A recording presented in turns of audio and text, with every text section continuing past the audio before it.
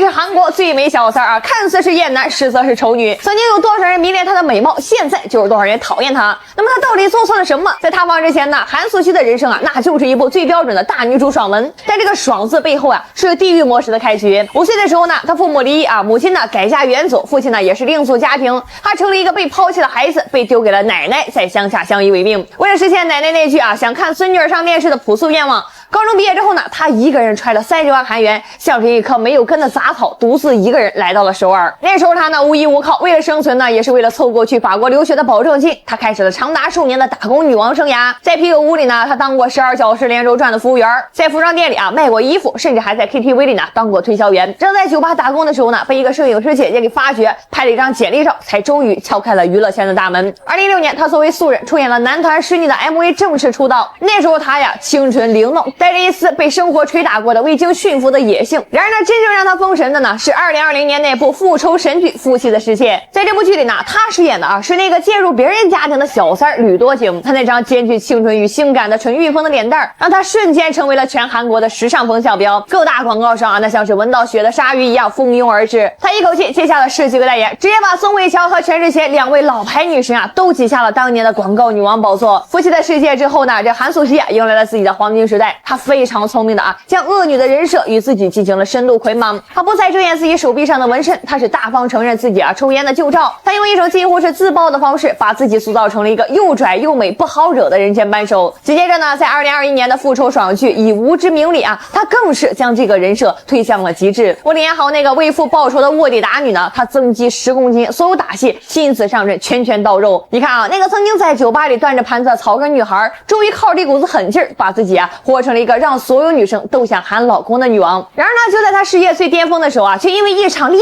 爱风波跌下了神坛。2024年初呢，韩素汐被拍到和男演员柳俊烈在夏威夷同游，而柳俊烈呢是韩国国民 CP 狗山岛的男主角，他的前女友是女团 Girls 的成员李惠利啊，两人呢有长达7年的爱情长跑。于是啊，这李惠利呢在社交媒体上啊发了一张呢配文为真有趣的风景照，这3个字直接拉开了这场世纪大战的序幕呀。就这3个字直接把这个韩素汐给架在火上烤了，一顶疑似知3当3的帽子，哎，就这么扣上来了。按理来说啊，这时候最好的公关方式啊，那就是闭麦，让男方出来解释。可我们的韩姐那偏偏选择了最勇也是最蠢的一条路，亲自下场激情兑现呢。面对内涵，韩素汐在自己的社交媒体上呢发了一张小狗拿刀的照片啊，配文是我也觉得很有趣。这一招直接把自己送上了小三的审判台呀。紧接着呢，他又连发了4条长文，一会儿承认恋情，一会儿又向这个惠利道歉，一会儿呢又强调自己啊不是小三儿。这套又当又立的这个迷惑操作啊，直接把他之前辛辛苦苦建立起来的人间清醒大女主的人设呢给砸的是稀碎呀。而更下头的呢是男主角柳俊烈的美美隐身啊，在这2个女人呢为了他是在网上撕的是天昏地暗的时候啊，他始终是没有说过一句话。当韩素汐啊被全网的口水淹没，恳求柳俊烈方呢帮忙澄清一下分手时间线的时候，对方呢却以私生活无法公开为由啊，把他一个人丢在了战场中央。这下呢，韩素汐是彻底破防了。回国那天呢，他在机场面对无数镜头啊，不仅不躲，反而是露出了一口大白牙，肆意大笑。这个笑容彻底刺痛了韩国人的神经啊，让他代言的国民银行连夜决定与他解约。你以为这就完了吗？啊，他的猪队友公司呢，眼看他的黑红流量爆棚了啊，不想着怎么去灭火，反而是急吼吼的呢官宣要开全球粉丝见面会，打算趁机大捞一笔啊。哎，